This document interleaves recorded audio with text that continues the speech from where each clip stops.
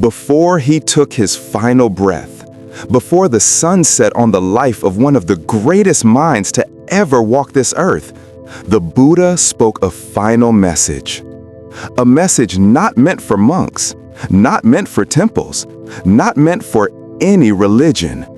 A message meant for you. A message that reveals why you suffer, why you break, why you fear, and why your life feels heavy even when everything looks fine on the outside.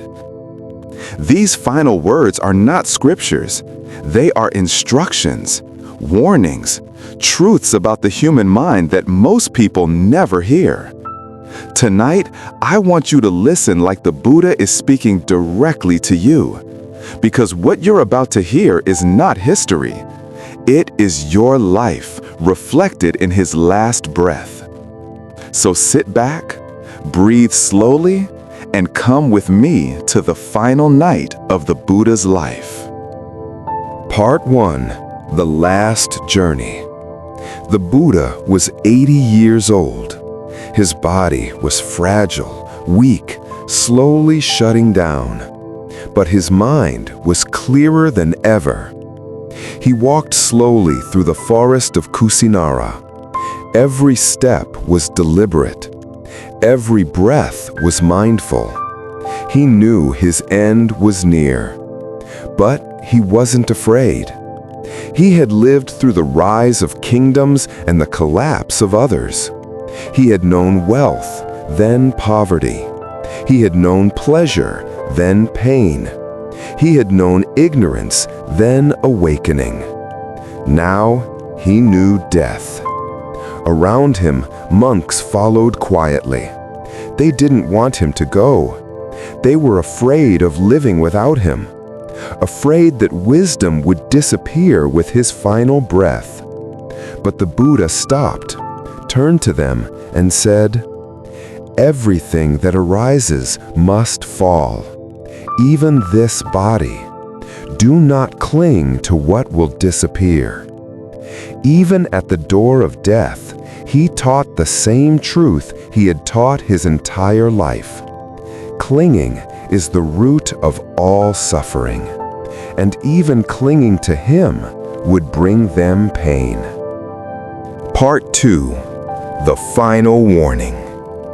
As the sun set, the Buddha lay down on his right side. He folded his robe neatly.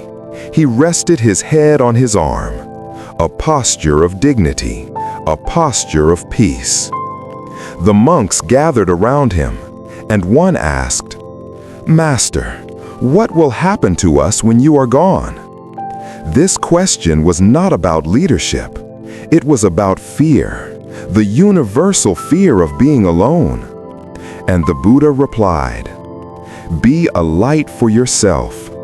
Do not look outside for guidance. Everything you need is already within you." This is one of the most misunderstood teachings in the world. He wasn't saying you don't need teachers. He wasn't saying you don't need help. He was saying, stop believing your salvation is in someone else's hands. Stop believing your peace is in someone else's approval. Stop believing your purpose lies in the mouth of another person. Most people spend their life waiting for someone to tell them who they are. But the Buddha's final warning was simple. If you depend on others to guide your life will never truly be yours. This was his final push toward independence, not physical independence, but psychological independence, the kind that makes you unshakable. Part 3. The Last Truth About Suffering. As his breathing grew softer, he spoke again. "Monks, I have taught you the truth of suffering, but you must understand it for yourself. The world is burning with craving. The world is burning, not with fire, but with desire. Desire for success, desire for validation, desire to be loved, desire to escape pain, desire to be someone else. And every desire is a spark that turns into fire, a fire that consumes the mind. The Buddha's final teaching on suffering was this: suffering is not life. Suffering is resistance. Suffering is wanting the moment to be different than it is. If you can accept this moment fully, this breath, this feeling, this imperfection, then suffering has no place to grow. Part 4. The last lesson on attachment. A young monk began crying beside the Buddha, not weeping loudly, but silently, the kind of tears that come from a heart that cannot let go. The Buddha looked at him and said, "Do not cry. What you love will change. What you cling to will fade. This is their nature." Then he said something deeper: love without clinging, care without holding, give without expecting.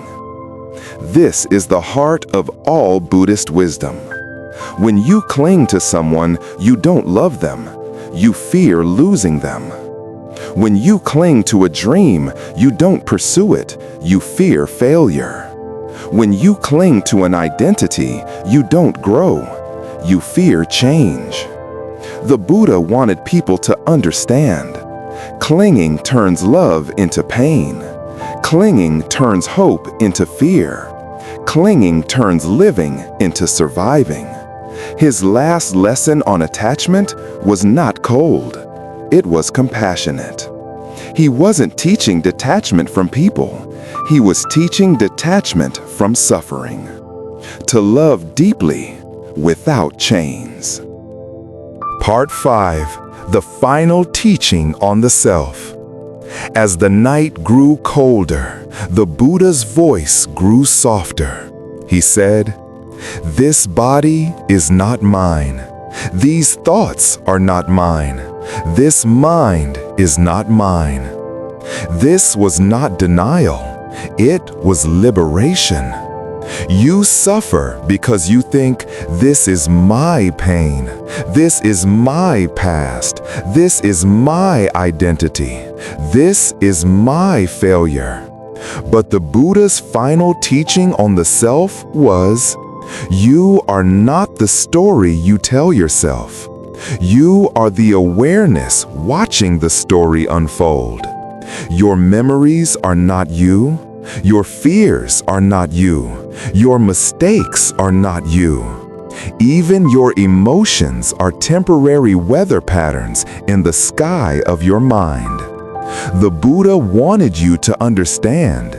When you stop clinging to the idea of me, your suffering loses its power. You become like the sky, vast, spacious, untouched by storms. Part 6. His last breath, his last words. The moon was high. The forest was silent. The Buddha took one final breath, held it softly, and before releasing it, he said his last words. "All things are impermanent. Strive on with awareness." Two truths. 1. Everything will change. 2. Pay attention. Not believe, not worship, not follow. Just be aware. Be aware of your thoughts. Be aware of your cravings. Be aware of your fears. Be aware of the story you build around your life. Because awareness is the blade that cuts through all illusion. And with that, he was gone. Part 7. What this means for you. The Buddha didn't leave temples. He didn't leave gods. He didn't leave commandments. He left a method, a way to free yourself from the suffering created inside your own mind. His final teachings tell you: 1. Your peace cannot depend on others. If someone must behave a certain way for you to be okay, you will suffer. 2.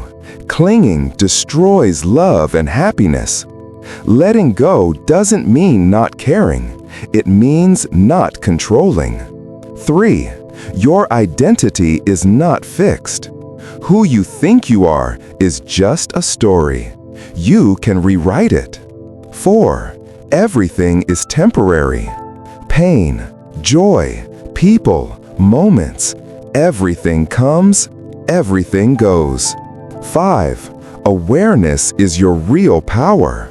Not strength, not intelligence, not luck. Awareness.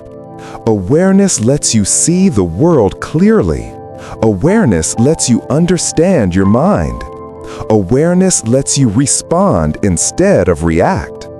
This was the Buddha's final gift. If you are listening to this right now, you are not here by accident. Some part of you is searching. Some part of you is tired of suffering. Some part of you is ready to awaken. The Buddha's final teachings were not for ancient monks. They were for every person who wants to understand themselves and free themselves. And so I leave you with the same message the Buddha left for the world. All things are impermanent. Strive on with awareness. Your life is still unfolding. Your story is still being written.